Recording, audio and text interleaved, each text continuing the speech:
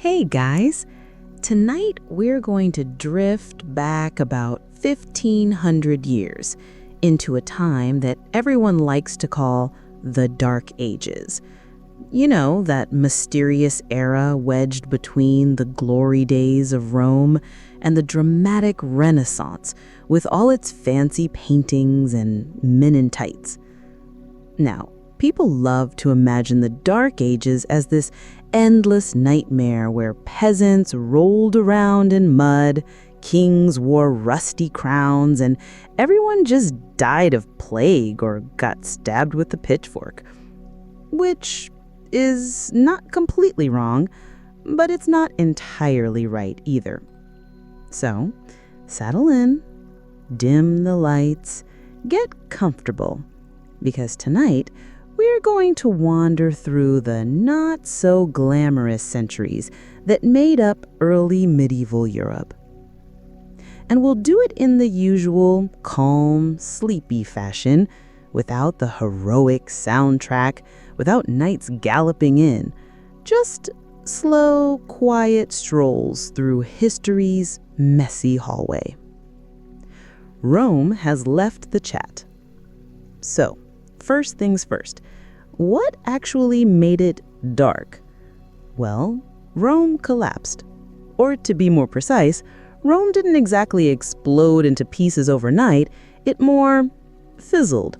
Like when you blow out a candle but the wick keeps smoldering for a while. That was Rome in the 400s. The Western Roman Empire finally gave up in 476 when a guy named Romulus Augustulus, who sounded like he should have been majestic but was more of a teenager plopped on a throne, got kicked out by some barbarian general. And yes, that was the actual last Roman emperor's name, Romulus, like the founder of Rome, and Augustulus, which literally means Little Augustus. So basically, baby emperor. A bit embarrassing. Anyway, once the empire stopped pretending to hold things together, all the infrastructure that Roman had provided, roads, trade, taxes, soldiers, sort of melted away. And suddenly Europe was like, cool, now what? Daily life. Spoiler, it was rough. If you were alive in, say, the year 600, your life probably wasn't glamorous, unless you were part of the tiny elite who could order people around. For everyone else, life was, let's say, rustic. Most people were farmers, not because they wanted to live a cozy cottagecore lifestyle, but because there weren't a lot of other options. You got up with the sun, you went out to scratch the dirt with a plow if you were lucky enough to own one, and then you hoped your harvest didn't fail, because if it did, you were basically toast. Food was very, very basic. Bread, more bread, sometimes porridge. If you were lucky, maybe some cheese or a bit of salted pork on holidays. Vegetables, yeah, but usually just whatever grew locally. And fruit was a luxury. People didn't really sip on orange juice in the mornings. They didn't even know what an orange was. And yes, everyone drank beer. Even kids. Not the kind of beer you'd brag about at a craft brewery. It was more like weak, watery grain juice. But it was safer than water, which often had, let's call them, mystery floaties. Cleanliness. Let's just say minimal. Now, let's address the stereotype. Were people in the Dark Ages constantly filthy? Sort of. Bathing wasn't high on the list of priorities. That said, medieval folks weren't allergic to soap. They did wash, just not daily, and not with hot showers and eucalyptus-scented body wash. In many villages, you'd get maybe one proper bath a week, if that. Nobles sometimes had fancy tubs, but common folk just splashed around in rivers. Laundry? Done, yes, but sparingly. Clothes were valuable and worn for weeks before being washed. So let's just imagine the smell. Earthy. Very earthy. Teeth? No toothbrushes. People sometimes rubbed with rags and ashes, but cavities were common. And dentistry? Well, let's just say pulling teeth with pliers wasn't a last resort. It was the only resort. Religion. God was everywhere. Something else about the Dark Ages, you couldn't escape religion, specifically Christianity. After Rome fell, the Catholic Church became the one stable institution still standing. It didn't matter if you were a peasant who couldn't read or a king trying to look holy. The church had power over everyone. Priests told you what was sinful. Bishops decided what was allowed. And monks copied the Bible by hand for what felt like an eternity. And yes, they sometimes doodled funny little cats and snails in the margins, because monks also got bored. For peasants, religion was woven into daily life. Every feast, every fast, every superstition had a religious angle. If your crops failed, probably God's punishment. If your child survived past age 5, definitely a miracle. Medicine, or why you don't want medieval healthcare. And speaking of miracles, let's talk medicine. And I'm using the word medicine very loosely here. Doctors believed in the 4 humors, which basically meant your body was full of 4 liquids: blood, phlegm, yellow bile, and black bile. Feeling sick? That meant one of these liquids was out of balance. The cure? Usually bloodletting. As in, you look pale and weak, so let's drain more blood out of you. Other remedies included ground up herbs, crushed gemstones, or prayers. Sometimes leeches. Always leeches. And if none of that worked, well, maybe it was God's will. Sorry. Childbirth was especially dangerous. Many women died in labor, and many babies didn't survive infancy. It's estimated that maybe half of all children didn't make it to adulthood, which is why families had lots of kids, because statistically, only a few would actually live long enough to help plow the field. Kings and nobles. Dysfunction on a golden throne. Of course, while peasants were digging in the dirt, nobles were busy being dysfunctional in castles, which were not the fairy tale castles you imagine. Early medieval castles were cold, drafty stone lumps with straw floors and very questionable plumbing. Imagine living in a giant refrigerator that also smelled like manure. But the nobles loved them because castles meant power. If you had a castle, you could demand taxes, hire knights, and basically lord it over everyone around you. The kings themselves, well, let's just say they weren't paragons of stability. Many Dark Age monarchs were either constantly fighting their neighbors, stabbing their brothers, or marrying their cousins. Sometimes all 3. Take the Merovingians, for example. They ruled the Franks in what's now France. They had this weird tradition of growing their hair long, as if long hair made them magical.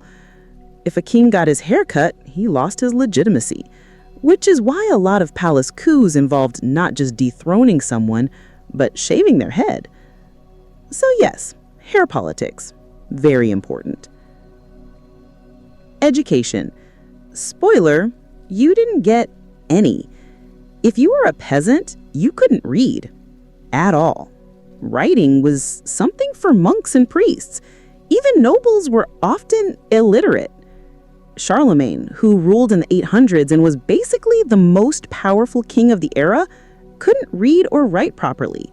He tried to learn, but it didn't really stick. Schools existed, but only for the clergy.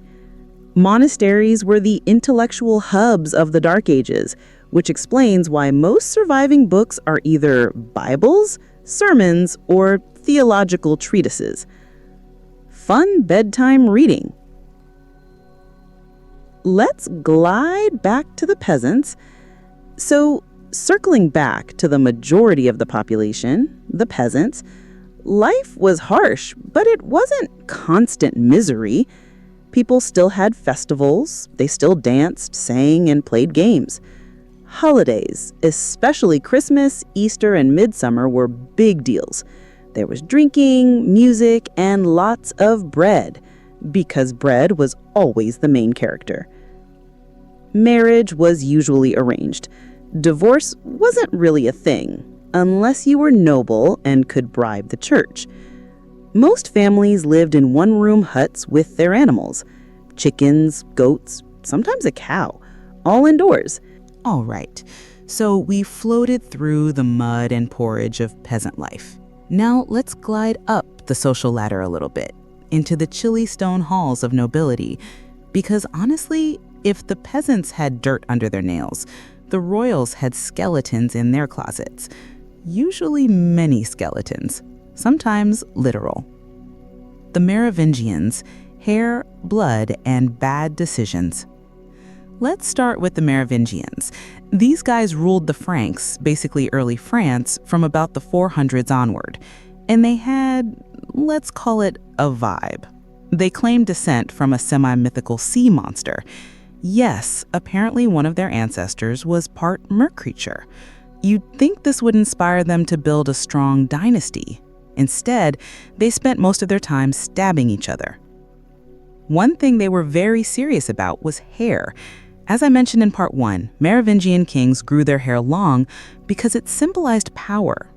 If you got a haircut, it wasn't just a bad hair day, it meant you were unfit to rule. Some unlucky princes literally lost the throne by being forcibly shaved bald. And you can imagine the palace intrigue. Brothers turning on brothers, cousins plotting against cousins, queens getting involved in all sorts of schemes. Which brings us to one of my personal favorites, Queen Brunhilde, the original "Don't mess with me." So meet Brunhilde. She was a Visigoth princess, married off to a Merovingian king named Sigebert I. Sounds like a medieval IKEA bookshelf, but he was a real person. At first, Brunhilde was the perfect medieval queen, charming, cultured, politically sharp. But then her sister, Galswintha, who had married another Frankish king, was murdered, probably at the suggestion of her husband's mistress, which, understandably, didn't sit well with Brunhilde. This kicked off decades of brutal rivalry. Brunhilde basically spent her life pulling strings, manipulating kings, and waging wars of revenge.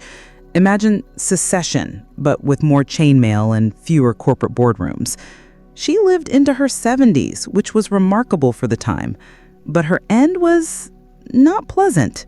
She was accused of plotting against the king, again, probably true, and was executed in a way so gruesome, I'm not going to describe it in detail here. Let's just say it involved a horse, some ropes, and not a lot of dignity. So yes, Brunhilde went out badly, but she left a mark on Frankish politics. For decades, she basically ran the show, proving that medieval queens could be every bit as ruthless as kings, sometimes more. Dagobert the not-so-great. Next, let's float to Dagobert I. He was one of the last Merovingian kings to actually have any authority. And, well, he was complicated. He had multiple wives and an endless stream of mistresses, which sure was pretty normal for a medieval king, but he also had a reputation for being impulsive and sometimes cruel. Chroniclers love to remind us of the time he executed his own half-brother by trickery just to secure the throne. Because nothing says family bonding like regicide. He also apparently had a habit of collecting shiny things, especially golden objects. Imagine a medieval magpie with a crown. And after Dagobert, the dynasty slid into decline.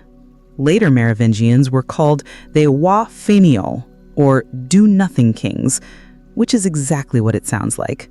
They lounged around while powerful nobles ran everything. a bit like modern CEOs who take long executive retreats while their assistants do the actual work. Enter the Carolingians, the real power players. So, when the Merovingians got too lazy, another family stepped in, the Carolingians. These were the ancestors of Charlemagne. The first big Carolingian boss was Charles Martel. His nickname was the Hammer. Not subtle, but effective. Charles Martel is best remembered for stopping an invasion of Muslim armies at the Battle of Tours in 732. Whether that battle was really as dramatic as later people claimed is up for debate, but the nickname the Hammer stuck, which tells you he was good at branding. His grandson would become Charlemagne, the guy we'll float over to in a minute. But before that, let's just note, medieval dynasties had this constant cycle. One strong leader pulls things together, their kids enjoy the wealth, their grandkids start fighting, and by the time you reach the great-grandkids, everything's a mess again. It's basically the historical version of a family business falling apart. Charlemagne, the almost literate emperor. All right, let's settle in with Charlemagne. He's one of those names you've probably heard, but maybe can't place. He ruled from 768 to 814 and was crowned Emperor of the Romans on Christmas Day in the year 800, which was a big deal because it basically revived the idea of a Western Roman Empire. Charlemagne was tall, probably over 6 feet, which was enormous back then. He had a booming voice, a fondness for hunting, and apparently he loved roasted meat. Chroniclers made sure to point that out, which is funny because who doesn't? He was married at least 4 times, with about 18 children. So yes, family dinners were crowded. He also had plenty of mistresses because fidelity was not a royal strength. Now, Charlemagne gets remembered as a great educator of Europe. He pushed for learning, set up schools, and encouraged people to read, which is admirable. But the irony is, Charlemagne himself never really learned to write. He tried. He even kept a wax tablet under his pillow to practice letters at night, but his hand just wouldn't cooperate. So he ruled an empire, but couldn't sign his name properly. Relatable. Charlemagne was also deeply religious. He attended Mass every day, even multiple times. He supported the church, sometimes generously, sometimes forcibly. If people didn't want to convert to Christianity, well, Charlemagne made sure they did. Politely put, he wasn't into religious freedom. When he died in 814, his empire was huge. But remember what I said about dynasties? Yup, his sons and grandsons immediately started squabbling. Within a generation, his empire was carved up like a Thanksgiving turkey. Louis the Pious, the overly nice king. So let's glide to Charlemagne's son, Louis the Pious. His nickname says it all. He was very religious, too religious. He spent more time praying than ruling, which is not ideal when you're supposed to manage an empire. Louis was the type of ruler who wanted to do everything by the book, which made him not very inspiring. His kids noticed this, and because medieval kids were basically wolves in human form, they rebelled against him constantly. At one point, Louis even did public penance. Picture an emperor kneeling in a church, crying, confessing his sins, while his nobles awkwardly shuffle around wondering who's in charge now. Not exactly a power move. Unsurprisingly, his sons ended up fighting civil wars after his death. Because, of course they did. The Viking problem. While the Carolingians were busy backstabbing each other, another issue sailed in from the north. Vikings. Now, Vikings in popular culture are always shown as tall, muscular, horn-helmeted warriors, which is half true. They didn't actually wear horned helmets, but they did show up uninvited, raid your monasteries, and sail off with your valuables. For the Franks, this was a nightmare. Monasteries were especially tempting because they were rich, poorly defended, and filled with wine, and monks don't fight back very well. So nobles spent a lot of energy building fortresses and bribing Vikings to leave, which of course only encouraged them to come back later. It was basically a protection racket, but with longships. Alfred the Great. One competent ruler, finally. Let's wander across the channel to England, because while the Franks were busy, England had its own chaos. Out of that chaos came Alfred the Great. And yes, they actually called him the Great, which is rare. Usually historians slap nicknames like the Bald or the Fat on kings. Alfred must have done something right. He ruled Wessex in the late 800s and is remembered for holding back Viking invasions.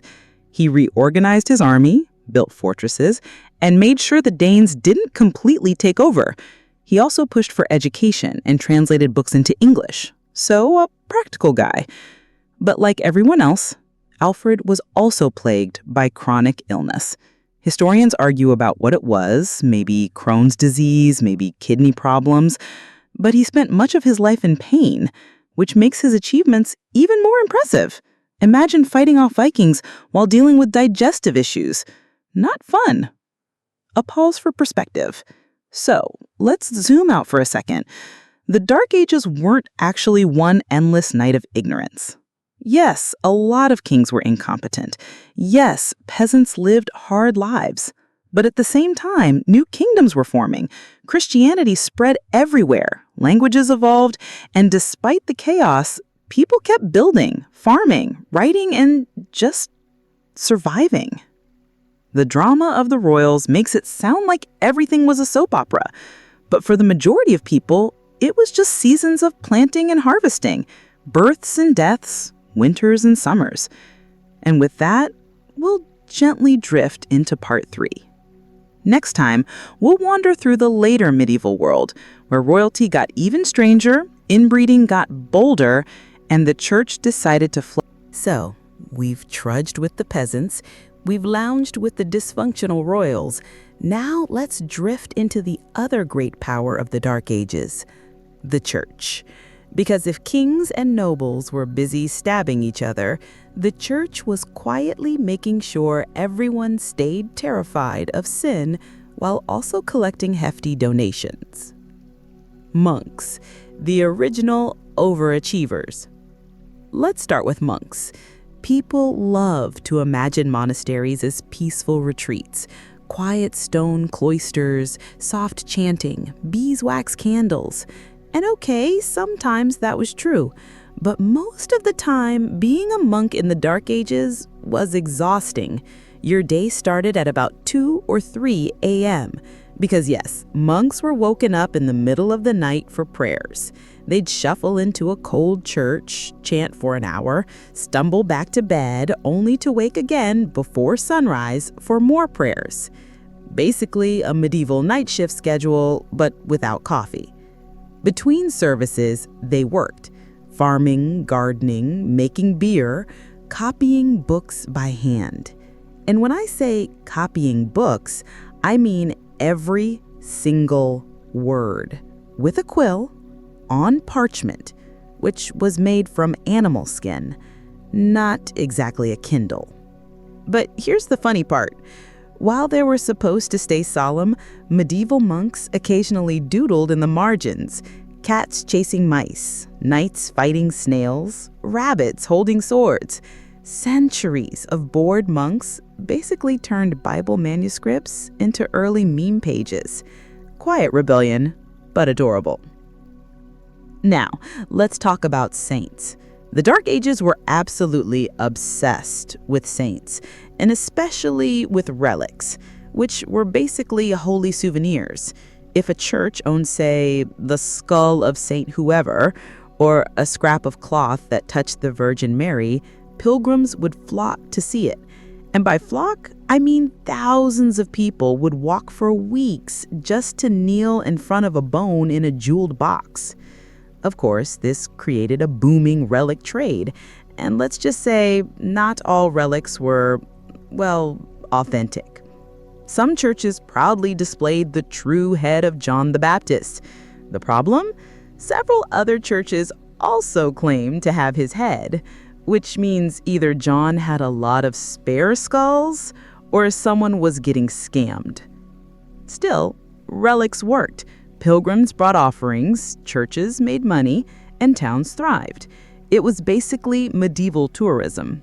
Instead of Disneyland, you went to stare at a femur. the church versus fun. One thing the church was very, very good at was ruining people's fun. Dancing too wildly? Sinful. Drinking too much? Definitely sinful. Singing bawdy songs in the tavern? Sinful. Playing dice games? You guessed it, sinful. Basically, anything enjoyable was suspicious, which of course meant people did it anyway. Because if you tell humans they can't gamble, drink, or dance, they're going to gamble, drink, and dance. Kings and the church, awkward frenemies. Of course, kings had to deal with the church constantly. On one hand, they needed bishops to bless their rule. On the other hand, bishops were annoyingly independent. Many medieval kings spent their reigns trying to control church appointments. One classic move was stuffing your relatives into bishop positions, not because they were holy, but because it gave you leverage. You'd be amazed how many medieval bishops were 12-year-old nephews of kings. Picture a child in oversized robes pretending to know Latin. Very dignified. The tension came to a head in what historians call the investiture controversy. Basically, who gets to pick bishops, the Pope or the king? Spoiler, the Pope usually won, but not without decades of sulking and the occasional excommunication. Inbreeding and noble family trees.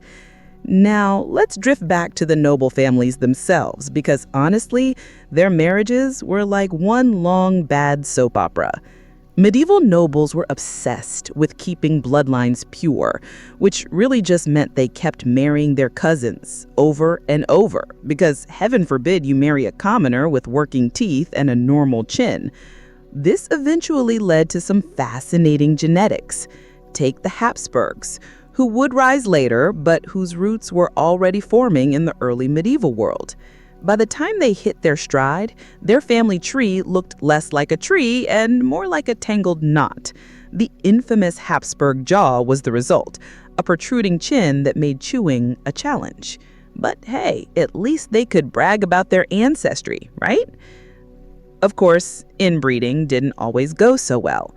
Many royal children died young, were sickly, or struggled with fertility.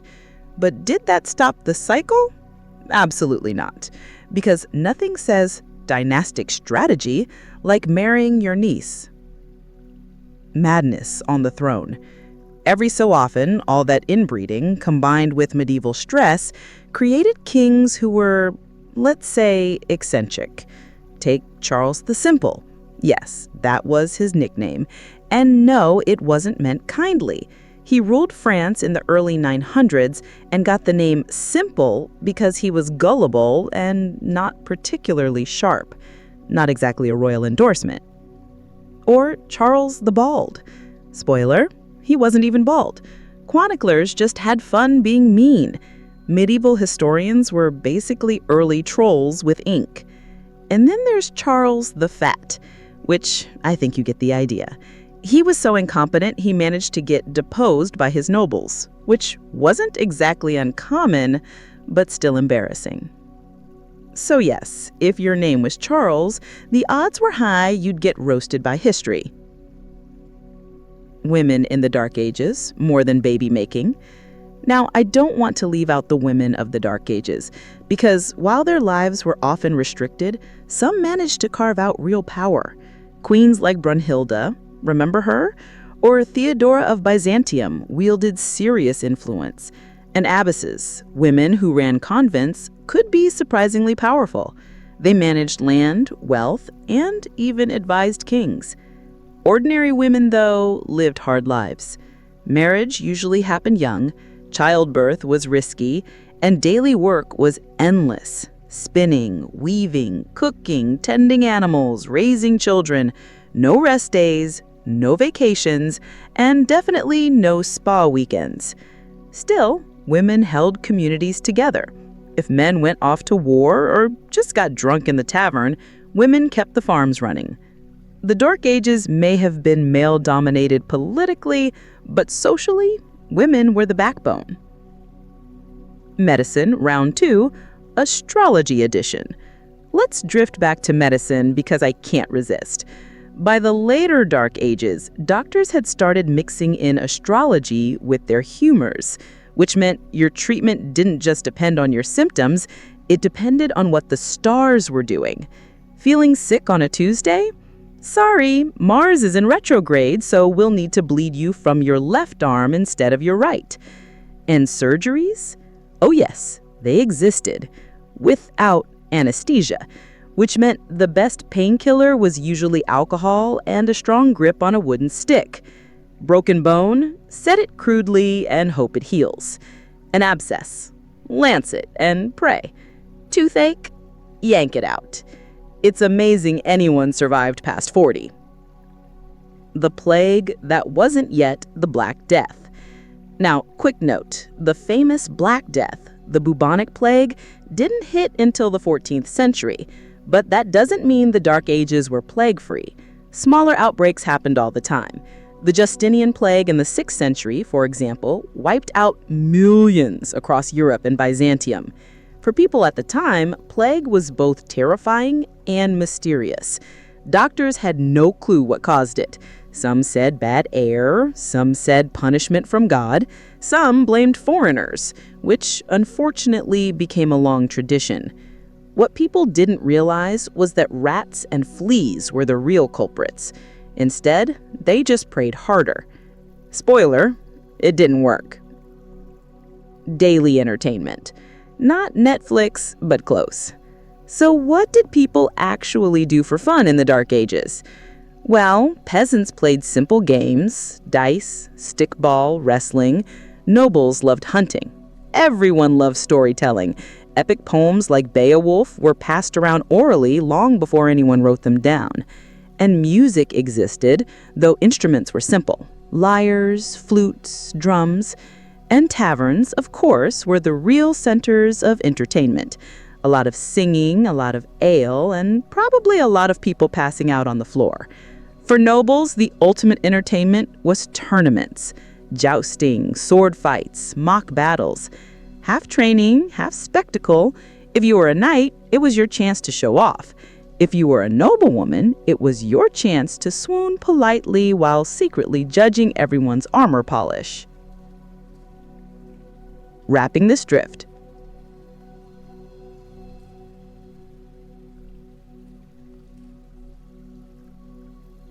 So here we are, monks scribbling memes, kings. So, we've survived the so-called dark centuries of monks, mud, and kings named Charles who couldn't catch a break. Now we're easing into what historians call the High Middle Ages, which sounds glamorous, but in reality was just the Dark Ages with slightly shinier armor and even more family drama. This was the age of crusades, castles that finally looked like castles, and royal families who could not stop marrying their cousins, no matter how weird the gene pool got. Castles finally get fancy. Let's start with castles. Earlier medieval fortresses were basically giant stone refrigerators, cold, drafty, and about as comfortable as camping in a cave. But by the 11th and 12th centuries, castles started to look more like the fairy tale ones people imagine today. Towers, keeps, moats, drawbridges, the works. Of course, the point wasn't comfort. Castles were for defense, which meant they were deliberately miserable.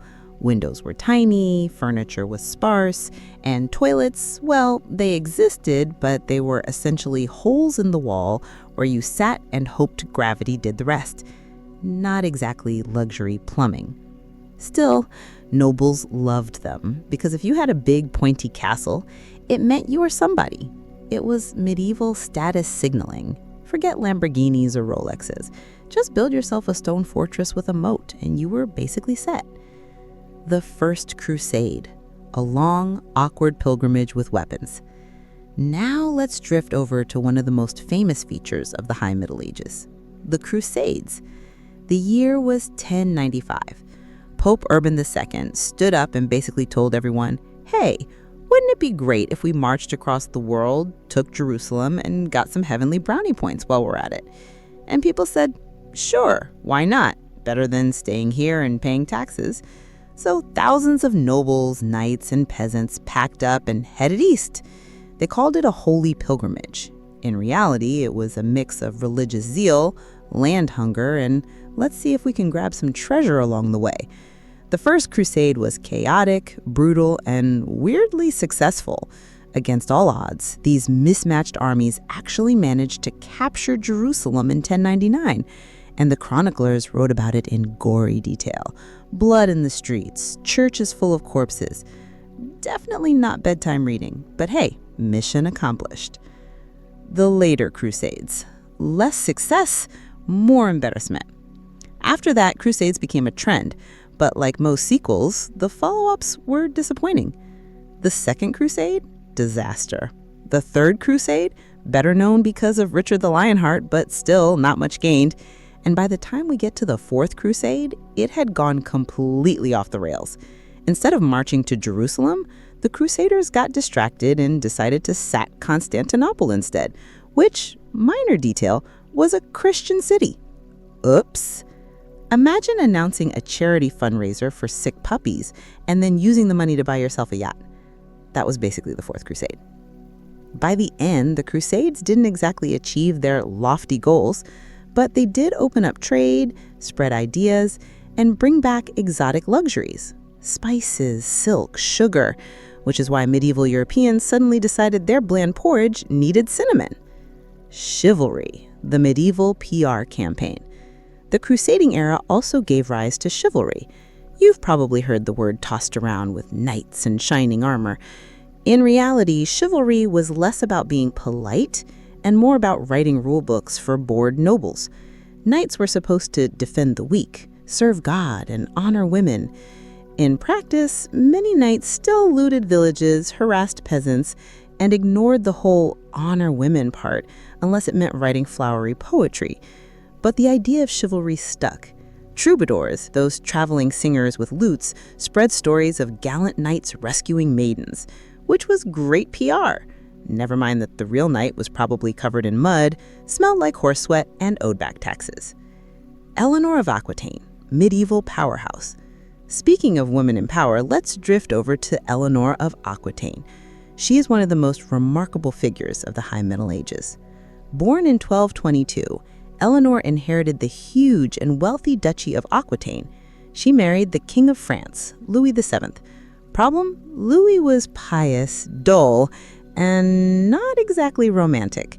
Their marriage was rocky, and after a disastrous trip on the Second Crusade, Eleanor decided she was done. She got the marriage annulled. Then she married Henry Plantagenet, who became Henry II of England. This made Eleanor queen not of one, but of 2 countries in her lifetime. She had 8 children, including Richard the Lionheart and King John. Yes, the bad guy from the Robin Hood stories. Eleanor was sharp, politically savvy, and not afraid to rebel, even against her own husband. At one point, she supported her sons in a revolt against Henry II. She got thrown in prison for a while, but later regained her influence. She lived into her 80s, which is wild for the 12th century. Basically, Eleanor was proof that medieval queens weren't just decorative. They could be power players, and in her case, outlive most of the men around her. Cousin marriage, the never-ending cycle. Now let's float back to one of my favorite medieval running jokes, royal marriage choices. Spoiler, they never stopped marrying cousins. The church technically banned marriages too close in kinship. At one point, the rule was you couldn't marry anyone within 7 degrees of relation, which sounds great until you realize medieval Europe's noble families were so interwoven that practically everyone was related within 7 degrees. So, loopholes abounded. Dispensation here, bribery there. By the time you get to dynasties like the Capets, Plantagenets, and Habsburgs, it's all just one big family reunion that never ended. The results were predictable. Sickly heirs, strange facial features, mental instability. But did anyone pause to think, maybe this isn't working? Of course not, because nothing was more important than keeping the land in the family. Richard the Lionheart, great warrior, terrible king. Since Eleanor's son Richard the Lionheart gets so much love in popular imagination, let's talk about him for a second. Richard was brave, charismatic, brilliant in battle. He spent most of his reign off fighting in the Crusades, leaving England to basically fend for itself, which made him a terrible king for England. He barely spoke English, he taxed his subjects to the bone to pay for wars abroad, and while he gets remembered as a hero, the average English peasant probably just remembered him as the guy who drained their pockets. He also had no legitimate children, which meant his brother, King John, ended up inheriting the throne. And John? Well, let's just say history has not been kind. King John, medieval villain, extraordinary. He reigned from 1199 to 1616, and he was, by consensus, terrible. He fought with his nobles, lost most of England's lands in France, and squeezed every penny out of his subjects with taxes. The barons finally got fed up and forced him to sign the Magna Carta in 1515, which he hated. He immediately tried to wiggle out of it, but the Magna Carta lived on as a cornerstone of English law. So, in a way, John's incompetence accidentally helped democracy. Oops! Chroniclers also loved trashing him. They called him cowardly, cruel, greedy. He was basically the perfect villain for the Robin Hood stories. And unlike Richard the Lionheart, John actually spent time in England. Lucky peasants. The rise of universities. Nerds assemble. One genuinely positive development in the High Middle Ages was the rise of universities. By the 12th century, places like Paris, Bologna, and Oxford became centers of learning. Of course, the curriculum was limited. Lots of theology, some philosophy, a little medicine and law, no fun electives, but still, it was a step forward. Students were usually young men, often rowdy. In fact, medieval university towns complained constantly about student riots after too much ale. So, yes, even in the 1200s, college kids were out brawling in the streets after too much ale. Some things never change. The everyday grind continues. Meanwhile, for peasants, life was still life. Seasons, harvests, prayers, taxes. Technology improved slowly. Better plows, windmills, watermills, crops expanded, but famine still loomed whenever weather turned bad. And then, of course, the church piled on more obligations. Fast days, tithes, rules about what you could eat and when. Fish on Fridays wasn't just a quirky Catholic tradition. It was law. For many peasants, the only escape from endless labor was joining the clergy or becoming a soldier in a lord's army. Neither option was exactly safe, but at least it meant maybe, just maybe, you wouldn't spend every day staring at muddy fields. A pause to breathe. So here we are in the High Middle Ages, kings crusading, queens plotting, nobles still obsessed with cousin marriage, peasants grinding, and the church looming over everything. The medieval world was beginning to feel more structured, more recognizable. Cities were growing, trade was expanding, and culture was slowly blooming. But don't get too cozy because disaster is on the horizon. As we drift into part 5, we'll move toward the 13th and 14th centuries, when plagues, famines, and even more royal nonsense will shake everything up. Because the Dark Ages may have started fading, but medieval Europe still had plenty of dysfunction left to share. So let's keep floating. So, we've trudged through famine, plague, mad kings, and a pope or three. You'd think Europe would be ready to settle down, take a nap, maybe just chill. But of course not. The 15th century is basically the Middle Ages saying, let's go out with one last round of chaos. This is where we get civil wars dressed up as gardening metaphors, royal families in full dysfunction mode, and a slow shift towards something that definitely doesn't feel very medieval anymore. The 100 Years' War, the messy finale. We left the 100 Years' War dangling back in part 5, so let's wrap it up before the roses start blooming. After Joan of Arc's dramatic rise and fall, the war dragged on for another 2 decades. The French, now with better leadership under Charles VII, gradually pushed the English back. By 1453, the English were basically kicked out of France, except for Calais. The war had drained both kingdoms. France, though battered, emerged stronger and more centralized. England, on the other hand, staggered away with bruised pride, empty coffers, and a king who was about as useful as a soggy cabbage. Which brings us to England's meltdown. Henry VI. Henry VI, crowned as a baby in 1422, was supposed to unite the crowns of England and France. Spoiler, he didn't. He grew up to be timid, deeply pious, and prone to mental breakdowns. Sometimes he just sat in silence for months, unable to speak or recognize people. Not exactly the leadership England needed. His weakness created a power vacuum. Rival nobles began circling, forming factions and sharpening their swords. The stage was set for one of history's most confusing family feuds, the Wars of the Roses, a dynastic soap opera. Here's the basic setup. Two rival branches of the royal family, both descended from Edward III, decided they each had a better claim to the throne. One side used a red rose, Lancaster, the other a white rose, York, and because medieval nobles loved banners and symbols, we've been stuck calling it the Wars of the Roses ever since. In reality, it was less about roses and more about power, prestige, and good old-fashioned grudges.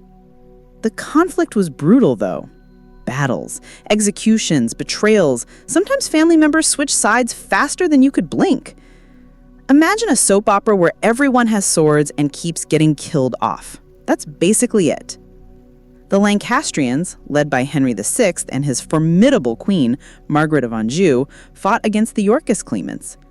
Margaret was fierce, ambitious, and determined to hold on to her husband's throne even when Henry was wandering around in catatonic silence. The Yorkists struck hard. Edward IV seized the crown in 1461, and for a while, things stabilized. But then Edward died young, leaving his sons as heirs.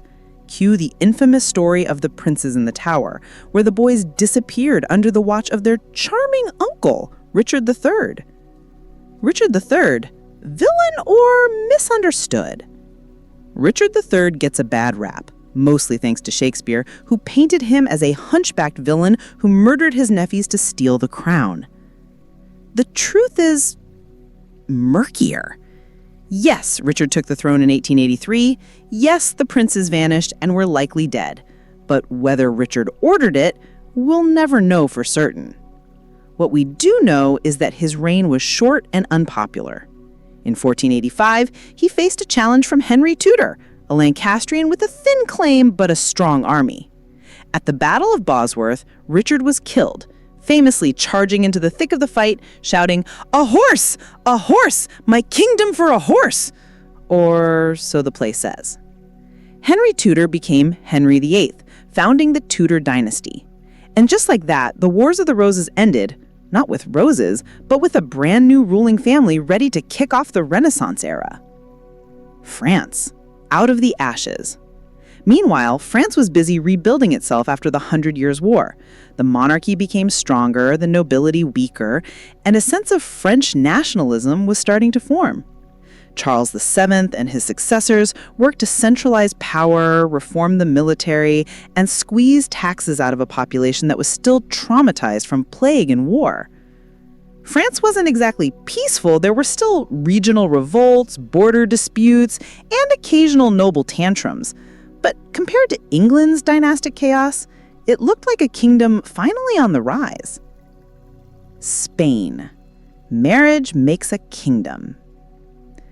Now, let's slide down into the Iberian Peninsula because big changes were happening there too.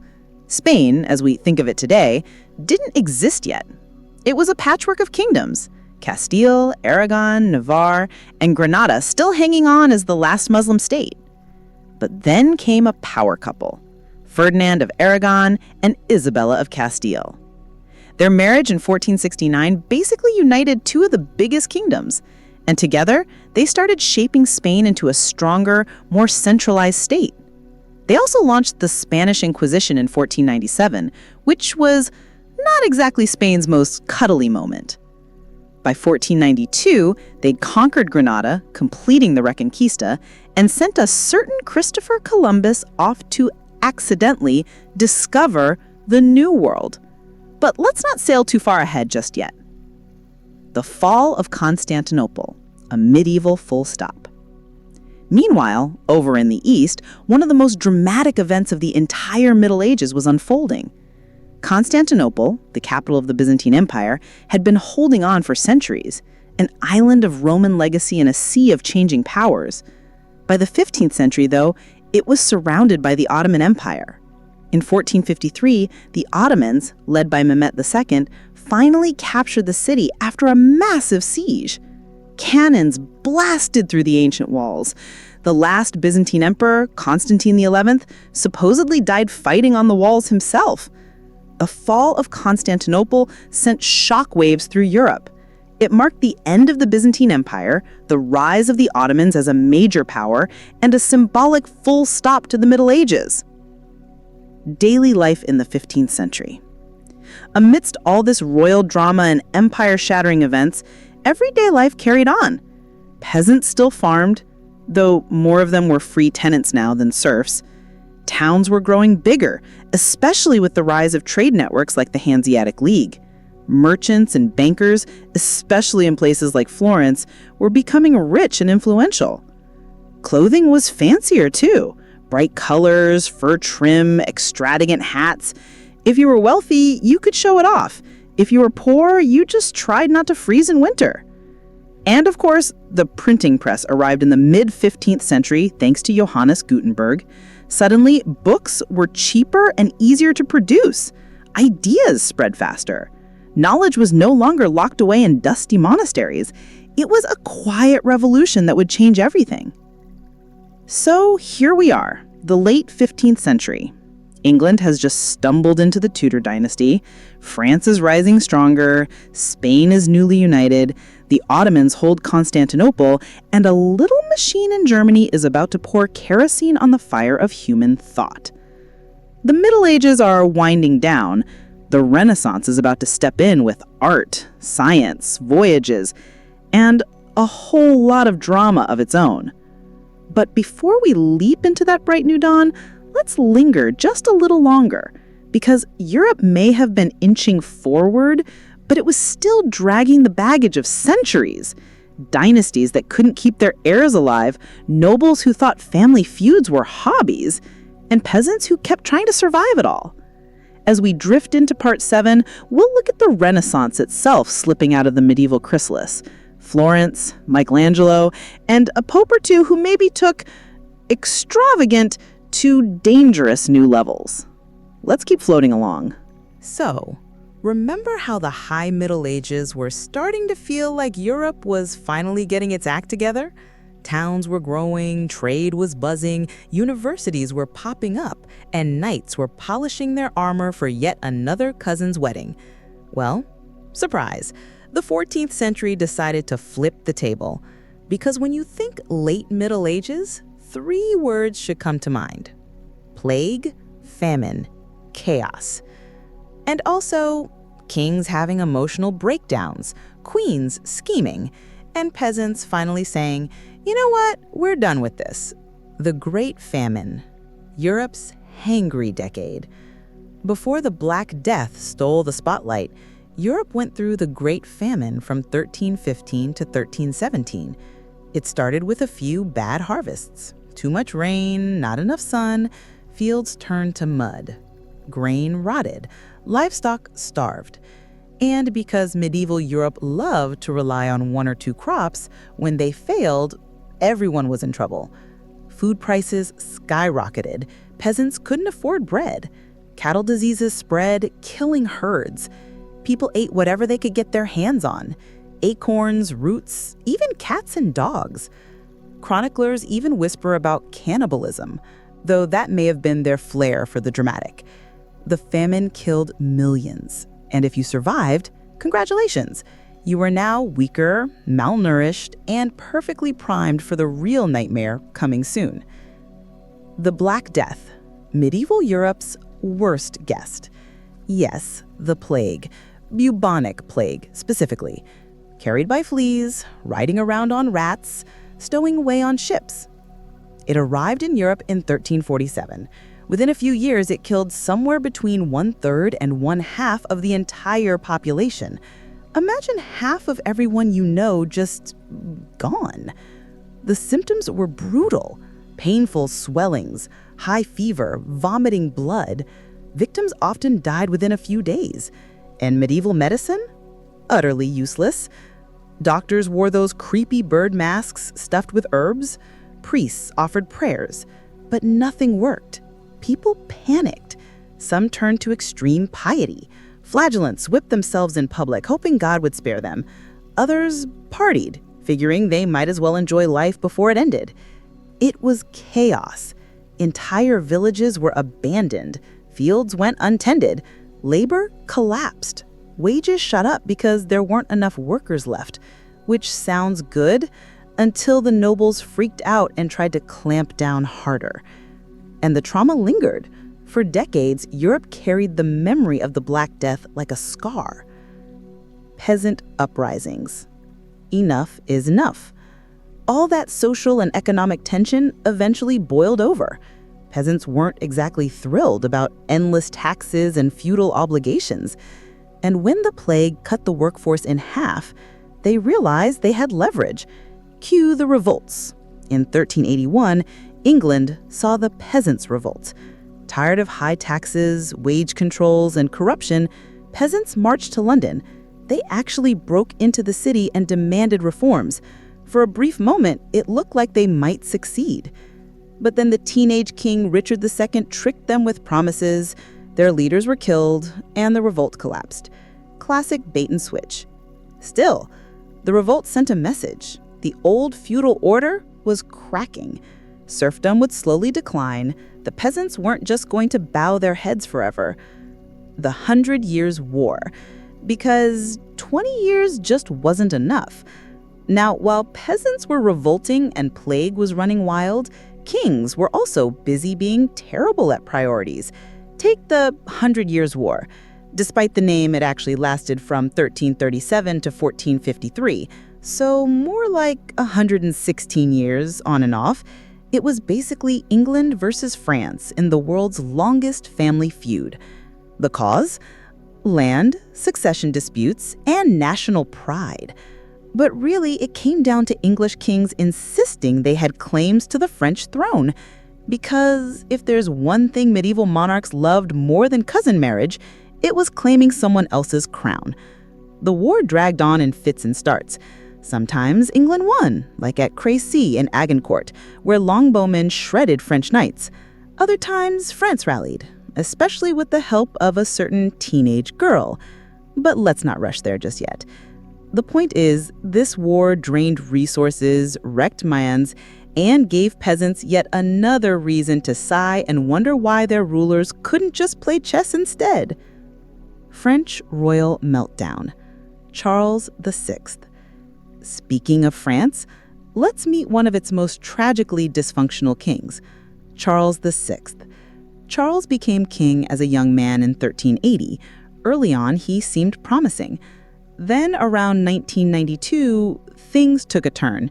He had his first psychotic episode, suddenly attacking his own knights during a march, convinced they were enemies. From then on, he had recurring bouts of madness. Sometimes he thought he was made of glass and refused to be touched in case he shattered. Sometimes he forgot he was king. Sometimes he just stared blankly, unable to recognize his own wife and children. The court tried to keep the monarchy functioning, but rival factions took advantage. Civil war broke out between different noble houses, making France even weaker during the 100 Years' War. Charles VI lived a long time. Too long, some might say. His reign became a cautionary tale of how fragile royal power was when the king himself was lost in his own mind. Meanwhile in England, Richard II's drama. Across the channel, England had its own royal mess. Richard II, the boy who tricked the peasants in 1381, grew up into an insecure and volatile king. He loved art, pageantry, and ceremony. Great if you're a theater director, not so great if you're trying to hold on to a kingdom full of grumpy nobles. Richard became paranoid, vindictive, and prone to sudden bursts of tyranny. He exiled rivals, seized land, and alienated basically everyone. Eventually, his cousin Henry Bolingbroke returned from exile, raised an army, and deposed him in 1399. Richard was thrown in prison where he died mysteriously, likely starved to death. So much for pageantry. The rise of Joan of Arc. Now let's float back to France, because this is where the story takes a surprising turn. Enter Joan of Arc, a teenage peasant girl born around 1412 who claimed to hear voices from God telling her to save France, which honestly was not what the French elite were expecting as their savior. But desperate times, desperate measures. They let Joan lead troops, and she actually inspired real victories, lifting the siege of Orleans in 1429. Suddenly, morale shot up. The French Dauphin was crowned Charles VII, largely thanks to her. Of course, the English weren't thrilled. They captured Joan, put her on trial for heresy, and burned her at the stake in 1431. She was 19. It was brutal, but her legacy stuck. Centuries later, she was canonized as a saint, which just goes to show medieval politics could turn a teenage farm girl into both a hero and a martyr, depending on which side of the channel you were on. The papacy's awkward phase. We can't talk about the late Middle Ages without mentioning the church's own meltdown. Remember, the Pope was supposed to be the supreme spiritual leader of Christendom, but in 1309, the papacy moved to Avignon in France. Pope stayed there for nearly 70 years under heavy French influence. Critics called it the Babylonian captivity of the church. Then, when the papacy finally returned to Rome, things got even weirder. At one point, there were two popes, one in Rome, one in Avignon, both claiming to be legitimate.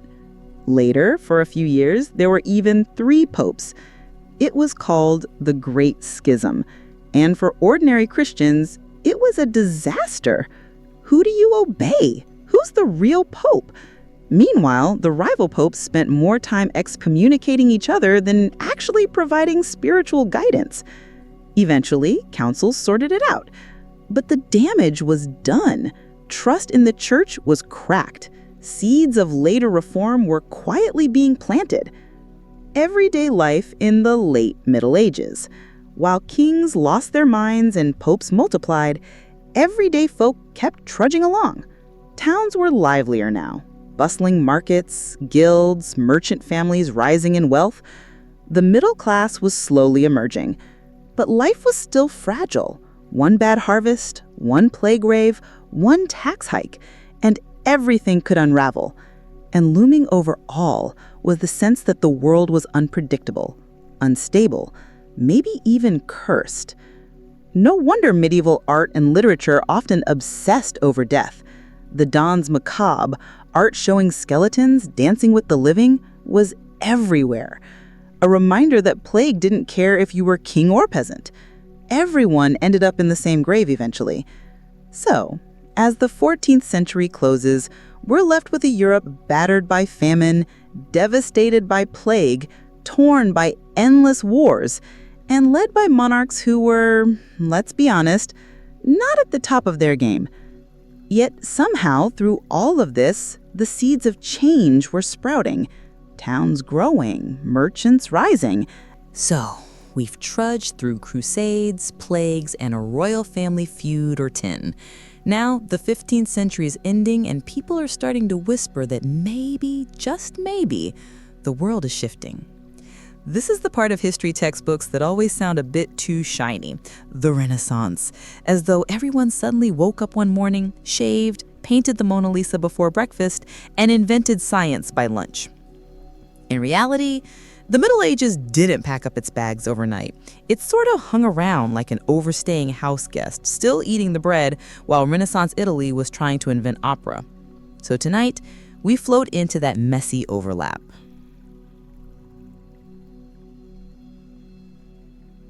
Florence, where banking meets art. If there's one city that loves to hog the spotlight here, it's Florence. Small, proud, and full of wool merchants who accidentally reinvented banking, Florence became ridiculously rich. And when people are rich, they suddenly decide they need frescoes, cathedrals, and dramatic domes to show it. Enter the Medici family, bankers who became basically the Kardashians of the Renaissance, except with more frescoes and fewer Instagram accounts. Cosimo de' Medici quietly built a fortune, funded artists, and turned Florence into the place to be. His grandson, Lorenzo the Magnificent, was exactly the kind of guy you'd expect with that nickname. Generous to artists, scheming in politics, and perpetually broke despite sitting on a fortune. And because this is Renaissance Italy, there was, of course, a spectacular assassination attempt in the middle of Mass. Lorenzo survived. His brother Giuliano did not. Florence politely called it the Pazzi conspiracy. Everyone else called it what it was: peak Renaissance drama, featuring daggers in church. So, what did all that Medici money buy? Well, suddenly painters weren't just doodling halos on stiff little saints. You get Botticelli, painting pale ladies standing in seashells. You get Brunelleschi, casually building the giant dome of Florence Cathedral like it was a weekend project. And of course, you get Leonardo da Vinci, who turned into the Renaissance's ultimate multitasker. He painted, he sketched flying machines, he dissected corpses for fun, and then he forgot to finish half his projects. Basically the kid in class who was brilliant but never turned in homework on time. Michelangelo followed soon after, brooding dramatically and carving David out of marble that everyone else thought was unusable. He complained constantly, worked shirtless in the Sistine Chapel, and still managed to redefine what art even was. Popes behaving badly. The Renaissance wasn't just about Florence, though. Over in Rome, the popes had decided that holiness looked best when funded with extravagant palaces and armies of illegitimate children. Take Pope Alexander VI, also known as Rodrigo Borgia. Yes, those Borgias. He had mistresses, acknowledged his children openly, and handed out church offices like party favors. Subtlety was not his strong suit. Or Pope Julius II, nicknamed the Warrior Pope. Instead of spending his days in quiet prayer, he wore armor, marched into battle, and bossed Michelangelo into painting the Sistine Chapel ceiling. When Michelangelo tried to refuse, Julius allegedly threatened to beat him. Nothing says piety like threatening your artist with violence.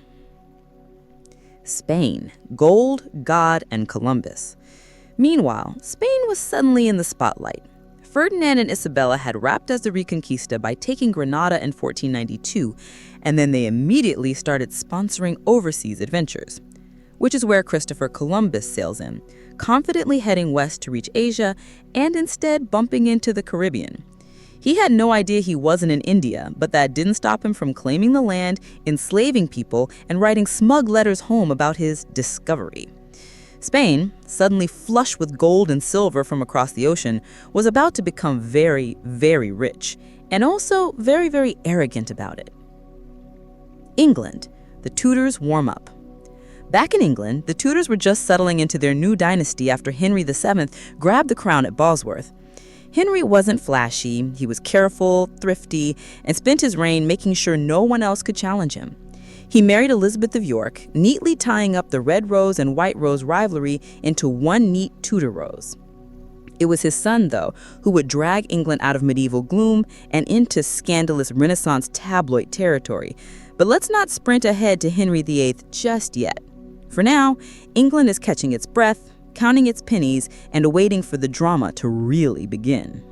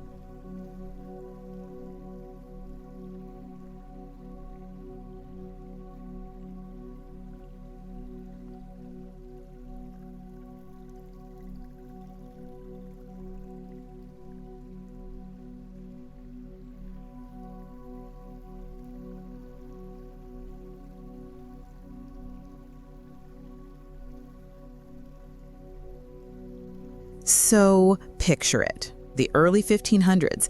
Everyone is feeling pretty good about all this Renaissance flair. Art is booming, trade is booming, and even science is starting to peek its head out of the medieval swamp. But of course, there's one thing nobody's happy with: the church. And honestly, how could they be? The popes are throwing wild parties, selling indulgences like spiritual coupons, and generally acting less like shepherds of souls and more like landlords with very expensive tastes. Enter the Reformation, basically Europe's giant family fight over who gets to be the boss of salvation. Martin Luther and his big mood. It all kicks off in 1517 with Martin Luther, a monk who was perpetually anxious about sin. He wasn't just worried about the odd fib or skipped fast. No, he was the kind of guy who'd confess for 6 hours straight because he was pretty sure he thought one impure thought about cheese last week. But when he saw Johann Tetzel selling indulgences, basically get out of purgatory faster passes, Luther snapped. He wrote up 95 theses and allegedly nailed them to a door of a church in Wittenberg, which sounds dramatic, but really it was the academic equivalent of posting a rant on Twitter. And like Twitter, it went viral. Thanks to the printing press, Luther's theses spread everywhere in weeks. Suddenly, ordinary people were reading his arguments and thinking, maybe the Pope doesn't actually have a hotline to heaven. Rome was not amused. The Pope naturally was unimpressed. The church told Luther to recant. Luther, being stubborn and possibly enjoying the attention, refused. At the Diet of Worms in 1521, yes, that's really what it's called. No, they weren't eating worms. He famously declared he could not go against his conscience. Result? Excommunication, banished, persona non grata. But by then, it was too late. His ideas had already taken root, and Europe was about to splinter into 1,000 angry little pieces. Princes smell opportunity. Now, Luther wasn't alone for long. German princes looked at the Reformation and thought, wait, if we ditch Rome, we get to keep all that juicy church land, and we don't have to send money to Italy anymore. So, like kids suddenly realizing they can raid the cookie jar without asking, a lot of local rulers jumped on board. Protestantism spread across Germany and beyond. Some genuinely cared about the theology. Others just wanted more castles. Both motives worked. Henry VIII, divorce and beheadings, but make it political. Over in England, Henry VIII was watching all this with interest. Not because he cared deeply about indulgences or grace, but because he really wanted to dump his first wife, Catherine of Aragon, and marry Anne Boleyn. The Pope, unfortunately, said no. Catherine happened to be the aunt of the Holy Roman Emperor, and annoying him wasn't on the papal to-do list. Henry, not exactly known for patience, declared himself head of the Church of England. Boom, Reformation, Tudor edition. This move gave him the freedom to annul his marriage, marry Anne, and then, of course, execute her when she didn't produce the desired male heir. Classic Henry. 6 wives later, he left behind a very confused kingdom, a brand new church, and a lot of awkward family portraits. Calvin, Zwingli, and other overachievers. Meanwhile, in Switzerland, other reformers were adding their own flair. Ulrich Zwingli decided communion was symbolic, not literal, which caused Protestants to argue with each other almost immediately. Because why just fight the Catholics when you can fight each other too? Then comes John Calvin, who popularized the idea of predestination. Basically, God has already decided who's going to heaven or hell, and there's nothing you can do about it. Comforting? Not exactly, but people loved the orderliness of it. Calvinism spread like wildfire, especially in Geneva, where everyone suddenly lived like they were being monitored by a very grumpy celestial hall monitor. blood, wars, and too many councils. Naturally, the Catholic Church wasn't going to just sit there while half of Europe stormed off. Enter the Counter-Reformation. The Council of Trent met for decades, reforming some abuses, reaffirming Catholic dogma, and declaring, basically, Luther was wrong. Full stop. Meanwhile, religious wars broke out across the continent. Germany got the Peasants' War. France had decades of Catholic versus Protestant conflict with massacres like the infamous St. Bartholomew's Day in 1572. England saw swings between Catholic and Protestant monarchs depending on who was on the throne. And the Netherlands? They fought Spain for independence while also trying to pick a denomination. It was messy. Very messy. And, of course, through all this doctrinal arguing, peasants still had to wake up and milk the cow. Most people didn't care about the fine points of transubstantiation. They just wanted to know which church door to walk into without getting their house burned down. Life was still hard, but now it came with added side effects of occasional persecution, forced conversions, and constant anxiety about whether your particular brand of Christianity would get you arrested that week. A world expands while Europe implodes. What makes the Reformation especially ironic is that just as Europeans were tearing themselves apart over theology, they were also sailing around the globe. Spain and Portugal carved up South America. The Portuguese dominated trade routes to India. The English and Dutch were poking around the oceans, setting up colonies. So, you've got Europeans insisting that bread is or is not literally Christ's body, while simultaneously enslaving people halfway across the world. Priorities were flexible. A sleepy recap before we drift on. So, by the late 1500s, Europe is thoroughly fractured. Catholic here, Lutheran there, Calvinist over there, Anglicans across the channel, wars have been fought, monarchs have switched religions for convenience, and ordinary people have tried desperately to keep their heads down. The Middle Ages may be over, but chaos is alive and well. And as we drift toward the 17th century, we'll see that all this religious fuss is only warming up. Because if there's one thing early modern Europe loves, it's a good war. Let's float gently onward into part 9, where we'll wander into the age of absolutism, when kings decide that maybe they should stop sharing power altogether, because crowns look better when no one tells you what to do.